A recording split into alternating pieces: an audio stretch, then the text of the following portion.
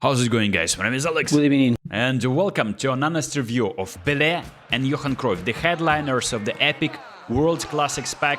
I'll be as honest as possible. I played divisions, I played events on console, on mobile, and I'll be giving you my perspective on whether this is the most overpowered cards and how much coins realistically it is worth. Well, we know that in order to wipe out a pack, you need 13,500 coins. With this, you get all three. And saving that many coins, you've seen me doing this pack opening where I'm claiming the coins from my inbox the last very moment. I was very lucky to get this PELE on 900 coins, and obviously he costs more than 900 in my opinion. But I'm gonna be giving you my perspective and just judging by his performance and, interestingly enough, by performance of other cards against PELE, right? My opponent's striker is scoring some insane goals that put PELE to shame.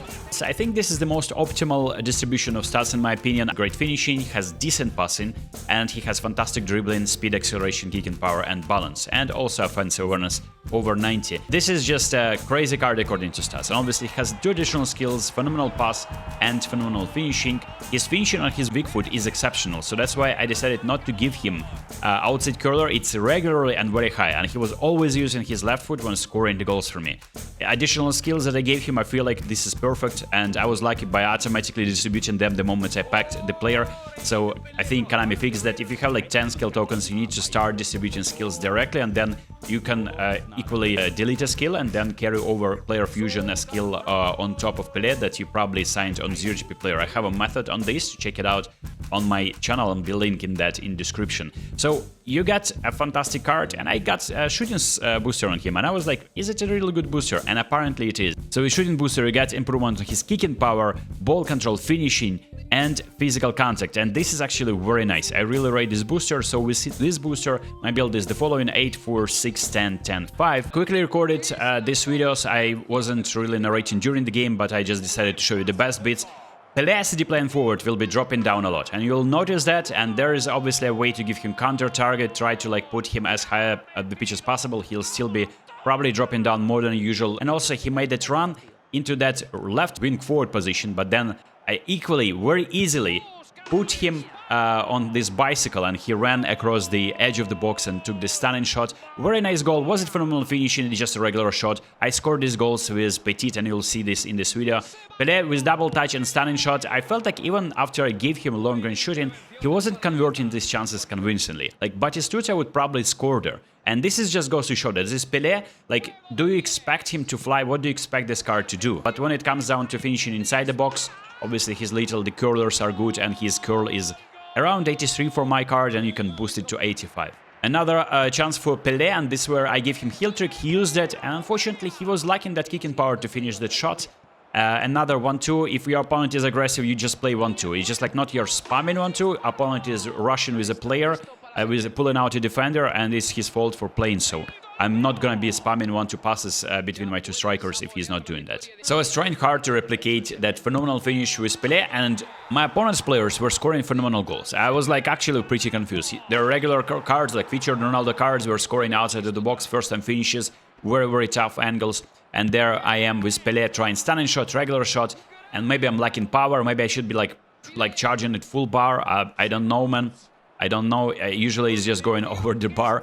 But when it comes down to providing the assist, he was doing well. This is a Brazilian connection, pass to Neymar. And then, of course, when it comes down to another player, there's Petit, who has like 70 finishing, no finishing skills. Like, that is the epitome of phenomenal finishing. Same goal, my opponent scores, and I have another chance. There's PELE trying to score. Again, it just goes down the middle, goalkeeper saves that. When it comes down to consistent finishing, PELE is just deadly inside the box. It's actually very peculiar, because I gave him that long range shooting skill, and I would expect him to be a little bit more precise or take it to the corners, and this is where I pressed on the joystick, pressed back, like step on ball control, activate the step on ball control, because I knew that I'm not running away from the player. I earned the penalty because my opponent was shoulder charging and he decided to rage quit. In another division game, this was an absolute goal fest. This is where PELE is just shining. Like, he has that heel trick that I added to him, one touch pass, and now he can make, like, I would say this was closer to phenomenal finishing than usual. And from this angle, I expected him to finish on his weak foot.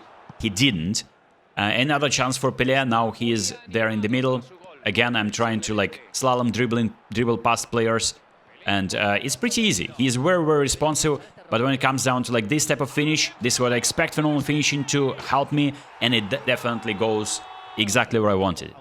Like, as you can see, my opponent is playing with regular cards and scoring these insane goals. Look at this. I conceded 2 goals just like that in a span of 5 in-game minutes. And I don't think that my opponent's Neymar like this over here has like 99 finishing. He scored an incredible weak foot shot there. And I was losing that game at some point. So PELE, of course, capitalizes on my opponent's mistake in defense, and I have another chance with PELE at the end of the game where I want to chip over the goalkeeper. He doesn't have chip shot control. Maybe it was slightly delayed, but he didn't score. He still gets away from that game with a hat-trick, but I get this sour taste in my mouth because my opponent's goals were probably more phenomenal finishing than my PELE. And of course, when it comes down to phenomenal finishing, I don't know how this Mbappe is scoring this, and maybe it's only Vakovic. He has 90 jump, 90 reflexes and reach, and he concedes that type of a goal. So this is very annoying, given that this is a winning goal for my opponent, and I would expect any goalkeeper to save that. I may experiment with the build. It's a very reliable card in terms of finishing. People don't like the playing forwards. I adapted to that. I gave him passing abilities, passing skills. We are talking about actually putting a price on this PELE. So saving for 7 months for a player like PELE, if you were saving, I think it's worth to go and try your luck. Obviously, you can be lucky and get him on the first 100 coins, but you can get shafted. Going into this pack with the saved coins is a good idea. Buying a coin deal, I would not be buying more than $30 worth of coins, because there's gonna be new cards, there's gonna be Rooney, there's gonna be another version of PELE for sure. So if you get shafted by Konami, just accept it. There is no need to wipe out the pack for PELE alone. So in regards to Johan Cruyff, this would be the build. I gave him physicality booster, which is random. I may just change it, but this is the build with that physicality booster, and of course distribution of stats. Additional skills, I also gave him a few. The plan is to remove probably Rabona for weighted pass, but the distribution of stats is also phenomenal. It has crazy dribbling, good passing, good finishing, and obviously very solid speed, acceleration, and kicking power.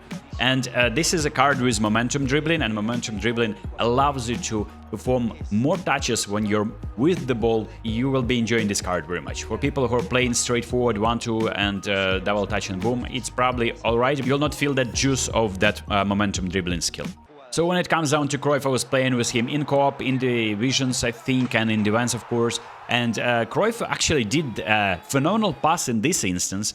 In another instance, he performed phenomenal finish, and all of that without having both of the skills. So that's a crazy finish on his weak foot.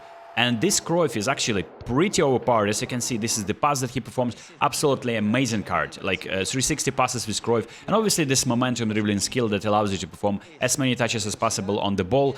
And you can turn. So in my opinion, Cryuff is more my type of a card that I would enjoy rather than PELE. So I don't really take shots from awkward angles. I really like to take like a sure chances. And obviously the phenomenal pass skill is also like for people who are lazy to turn the players, to face the player that they are passing to. It's nice to have it, but I would say momentum dribbling is a skill that I would prefer on PELE. And this is another thing, like Konami can release another card of PELE, give him 2 additional skills, and one of them could be momentum dribbling, and you can see how good Cryuff is in terms of like executing skill moves. I gave him double touch, I gave him soul control, so he has special double touch, but in that instance activated flip-flop. So now, if we're talking about the price that I would put on a Cryuff card, right? So how much would I be willing to spend on Cryuff card? I'm like, look, we're not buying coin deals worth of like $20, $50 because that's not the way I'm playing this game. But if I were to save coins and I would be guaranteed to get Cryuff in 4,000 coins, I would definitely go for him. So PELE for me would be 5,000, 6,000. Cryuff would be 4,000, and it's only because the novelty of PELE. Realistically, I think the player model of Cryuff is slightly better. The only advantage of PELE, I think, over Cryuff is that he is there to win headers for me, right? So he will be winning headers more consistently than Cryuff, although Cryuff has also 80 physicality with my build. He is slightly taller, he should be winning them as well. This is where the type of strikers that I like, that not only can dribble and distribute the ball, but also can win a little bit of physical battles as well. So that was my review. Let me know if you enjoyed this one, subscribe if you're new, and I'll see you soon.